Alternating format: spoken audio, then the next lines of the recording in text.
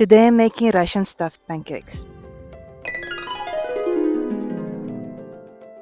Here I'm making milk from milk powder.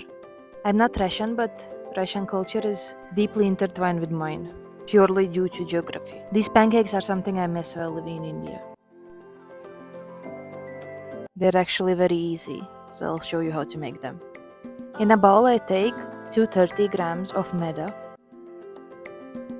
To that I add 3 eggs. I will add 1 teaspoon of salt and half a tablespoon of baking powder. Now I will mix.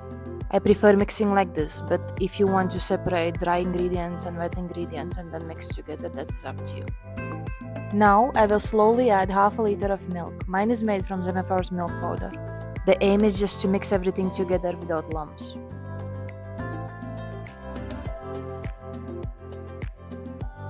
And this is the moment I realize I forgot to add oil. I'm going to add 2 teaspoons of oil. You don't have to do it, but I find that the pancakes stick less then. This is the consistency you want. It's going to be very runny. Let it sit for 20 minutes and it's going to thicken up. While it's resting, prepare your stuffing. I forgot to film it, but I have garlic and onion here. Today I'm just adding whatever I have at home and I feel is going to go together. To that I'm adding chopped mushrooms. I am adding paneer that I made from our milk powder. It's looking a little boring, so I'm adding tomato. And finally capsicum. And salt. I added salt. I feel like it didn't need anything else. While I'm mixing away here, I thought I'll tell you that you can make also sweet pancakes. You can stuff the pancakes with whatever you like. If you want them sweet, then just add a little bit of sugar to the batter. Normally, salty stuffings would be potato or meat or cheese. And for sweet pancakes, you would stuff them with cottage cheese or banana. Let me know if you want me to make sweet pancakes also. Your pan is extremely important. Mine is not very great, but I made it work. It's a little big and it can stick a little bit. It's very important to oil your pan properly. If the pancakes stick, they will be ruined.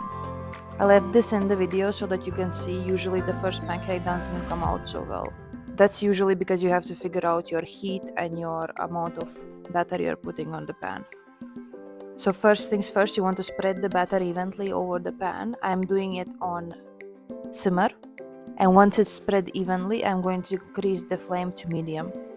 It's very common that the first pancake is very difficult to flip and often doesn't flip.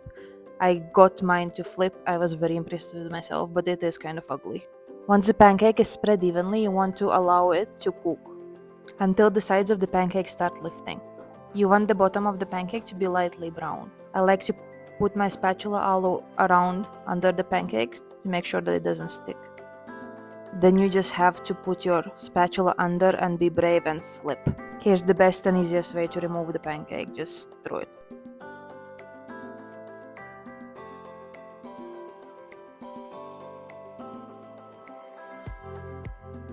Once again, I'm going to grease the pan properly and be a little better putting batter on. You'll become so much better by your last pancake.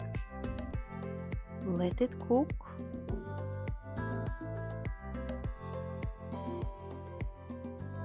Shimmy the sides up. And flip. And throw that pancake. But don't forget to fix it.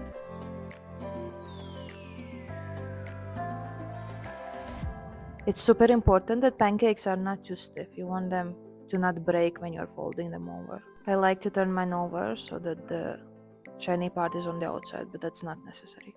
Now you can stuff your pancakes. This is the yummiest part. You have to judge how much you need to put in the pancake for the size of your pancake. Just put it in the middle and then fold the pancake over, like so.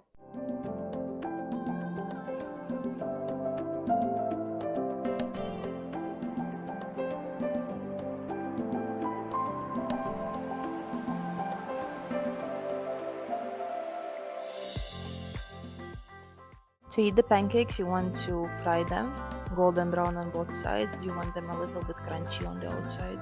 Traditionally, they are eaten with sour cream, but you can eat them with ketchup also. Here's a tip for you. Make a lot of them and freeze them and keep them in your freezer. Whenever you don't have time to cook, just pull some out, thaw them and fry them. That's about it. If you tried this recipe, please let me know. I would love to hear about it. And once again, let me know if I should make a sweet recipe also.